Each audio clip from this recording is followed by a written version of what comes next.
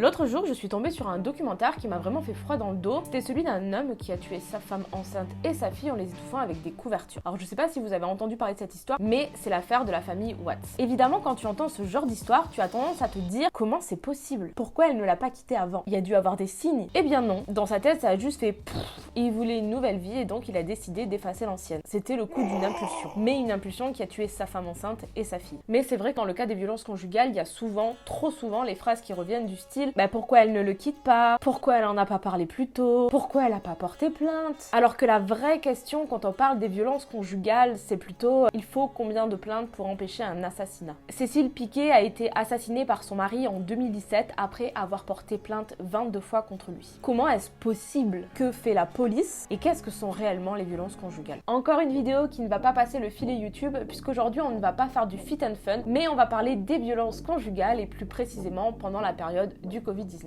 Je vous invite pour contrer un peu tout ça à partager la vidéo si elle vous plaît évidemment et surtout à penser à la regarder entière si jamais le x2 existe et si jamais vous voulez me soutenir financièrement, j'ai un Patreon, comme ça vous me faites des dons et vous avez des contreparties. C'est une vidéo entièrement sourcée donc vous pouvez débattre avec moi etc, mais évidemment j'attends des sources et des contre-exemples parce que ça peut faire que avancer le débat. Je ne suis pas du tout fermée à la conversation. Plus précisément c'est le devoir de sociaux que j'ai rendu cette année où j'ai eu plutôt une bonne note et c'est surtout un sujet qui me tient vraiment à cœur parce que je pensais savoir et connaître les violences conjugales et quand j'ai dû travailler dessus, je me suis aperçue que j'étais vraiment très loin du compte. Je vous invite vous de votre côté à vous renseigner sur le sujet, à regarder des docus, à regarder des interviews, etc.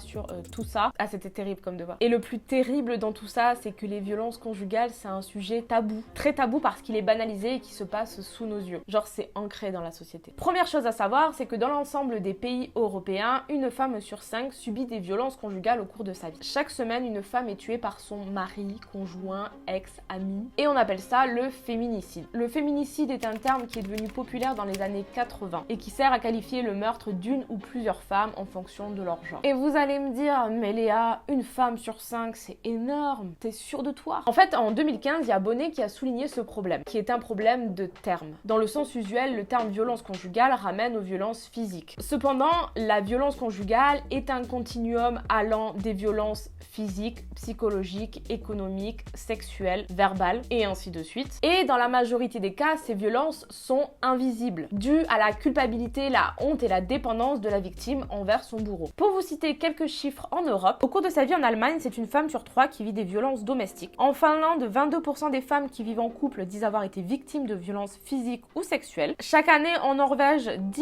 000 femmes reçoivent des soins pour dommages corporels. En Suède, 25 à 30% des femmes sont battues par leur conjoint, ainsi qu'en Russie, Belgique, France, Albanie, Pays-Bas, Italie. Les violences conjugales n'ont pas de frontières, c'est un problème de société. Et finalement, une femme sur 5, c'est pas si étonnant que ça, malheureusement. Comme je l'ai dit tout à l'heure, bien qu'il soit omniprésent, c'est un sujet tabou et ignoré notamment dans les médias. Alors oui, on en parle un peu, mais pas assez, vu l'étendue du problème. C'est quand même un sujet très peu présent sur les grandes chaînes, alors que d'après une enquête publiée en 2001, c'est environ 1,35 million de femmes. Évidemment, à tout ça, on ne compte pas le chiffre noir des violences conjugales, puisque beaucoup de femmes ne parlent pas, par peur, par honte ou inconscience du problème. Parce qu'elles ne savent pas qu'elles vivent des violences, elles les acceptent et les intériorisent. Étant éduquées dans une société patriarcale, il est quand même difficile de savoir ce qui est normal et ce qui ne l'est pas. Le patriarcat, au passage, c'est une forme d'organisation sociale et juridique fondée sur la détention de l'autorité par les hommes, et du coup la domination des hommes sur les femmes découle d'un long processus d'éducation et de société et tout ça et tout ça. C'est le ciment de la société. Et ça se voit aussi avec le consentement et le viol conjugal qui est très flou au niveau de la justice. Au passage, la loi sur le viol est quand même assez récente puisqu'elle date de décembre 1980 suite au procès soutenu par l'avocate Gisèle Halimi. Je vous ferai un format là-dessus sur le crime sexuel et l'évolution dans la société, mais c'est quand même intéressant de se rendre compte que la loi sur le viol, elle date d'il y a 40 ans. Avant ça, c'était quand même assez compliqué pour une femme d'obtenir justice quand elle se faisait violer. En ce qui concerne le viol conjugal, c'est un sujet très épineux et très sensible qui est de plus en plus mis en avant parce que d'un côté, il y a la honte qui plane autour du devoir conjugal de la femme qui doit s'accoupler nanana quand son mari veut, et de l'autre côté, on a un homme usant de son pouvoir de domination qui fait du chantage affectif émotionnel pour arriver à ses fins et du coup qui fait culpabiliser la femme, etc. Enfin bref, c'est un cercle vicieux sans fin et du coup la femme se retrouve à accepter des choses qu'elle ne veut pas parce qu'elle pense qu'elle est obligée de le faire et qu'elle est bizarre, pas normale, enfin bref. De surcroît, le profil stéréotypé du violeur est psychophobe et raciste. L'enquête de l'ENVEF balaye le cliché de l'homme de couleur au coin de rue ayant des problèmes sociaux et abolit le cliché de l'agression sous alcool, puisque 70% des agressions conjugales sont commises sans prise de psychotropes. La violence conjugale touche tous les milieux, cadres, professionnels de la santé, membres de la police, de l'armée, etc., etc. Bien qu'en théorie les violences conjugales sont interdites par la loi, qu'elles touchent les hommes ou les femmes, et que chacune de ces personnes devrait bénéficier de nombreuses protections juridiques, un gaspillage de moyens a été dénoncé dû à une part très fine de poursuites et de condamnations effectives. Comme relatent les rapports de Céline Piquet, qui a dû porter plainte 22 fois et qui s'est quand même fait assassiner par son mari.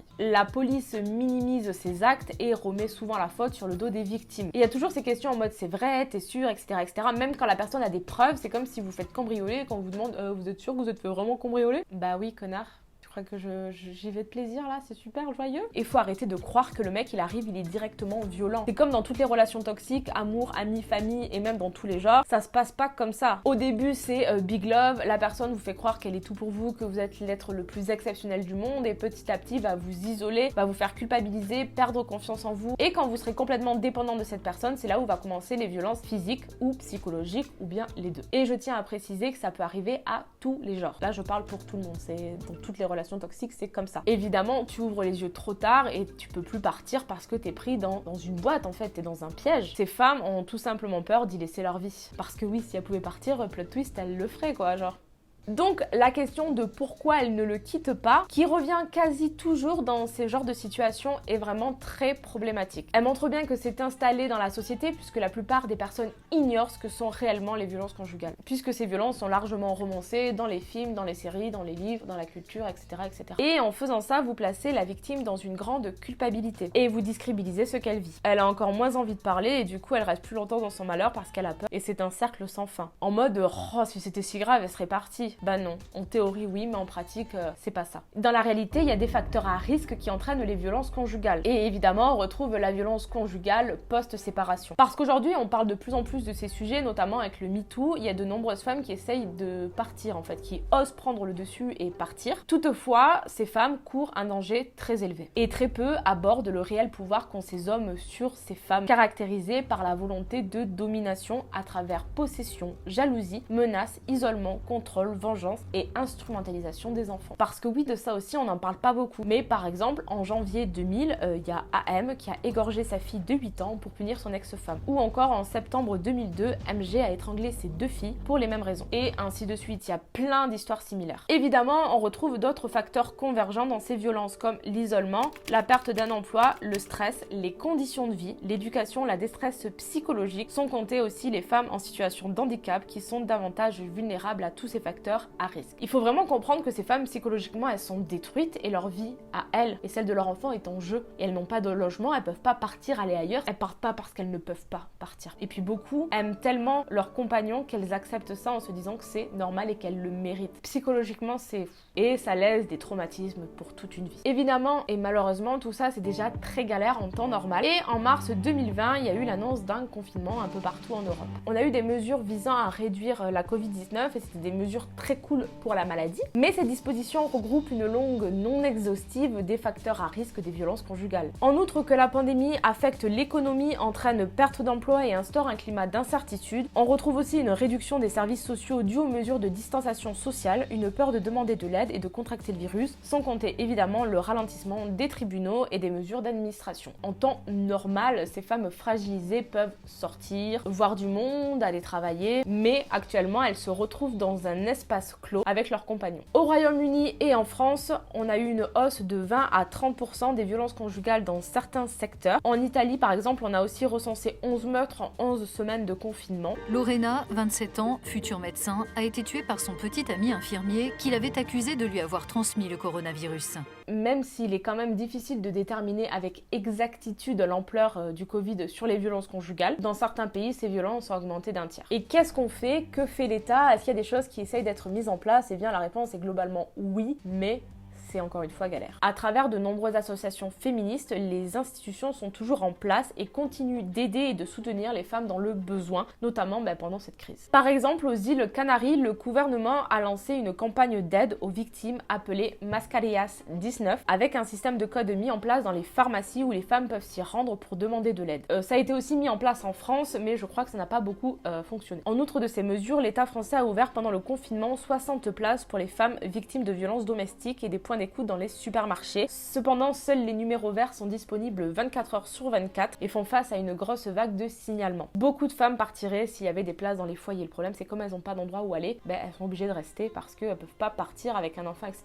pour vivre dans la rue. De plus, 34 États membres du Conseil européen ont déjà signé la Convention d'Istanbul, s'engageant à appliquer les différentes mesures pour protéger les femmes. La Hongrie, la Bulgarie, la Slovaquie et la Lettonie n'ont pas signé cet accord car pour eux, leur loi protège déjà les femmes. Évidemment, il y a eu une vague de manifestations à cause de ça parce que les femmes considèrent que ce n'est pas le cas. Cependant, comme je l'ai dit tout à l'heure, sur le terrain, c'est quand même plutôt très compliqué. Les associations féministes et les intervenants font face à plein de difficultés à cause du Covid. On a la lenteur institutionnelle, un temps considérable pour avoir accès à l'équipement de base permettant d'intervenir en toute sécurité, des difficultés à trouver des foyers à ces femmes, des intervenants se retrouvant face à des situations encore plus graves que d'habitude dues au confinement mais n'ayant toujours pas les moyens pour agir, et évidemment la peur de choper la Covid, donc un manque de motivation et de perspective pour l'avenir. Et évidemment un accès compliqué aux victimes et à préserver leur anonymat parce qu'il est très compliqué de contacter une femme par téléphone alors que son mari se trouve juste à côté. Et c'est très compliqué, elle, d'aller dans des foyers alors que son mari est à la maison et contrôle tous leurs déplacements. Voilà, pour conclure, il serait quand même judicieux de mener une vraie campagne de sensibilisation auprès de la population sur ces sujets, notamment dans la police, dans l'école, dans les médias, tout en instaurant évidemment un soutien aux victimes, qui sont quand même la priorité dans cette histoire. Il faudrait mener des stratégies innovantes pour trouver des solutions en ce qui concerne les foyers, pour pouvoir assurer leur sécurité et avoir des prises en charge adaptées. Et pour terminer, il faudrait aider les associations et les intervenants qui sont donc en première ligne sur ces combats. Et ça, on peut le faire nous à notre échelle. Vous pouvez vous rapprocher d'associations, etc. et voir ce qui se fait,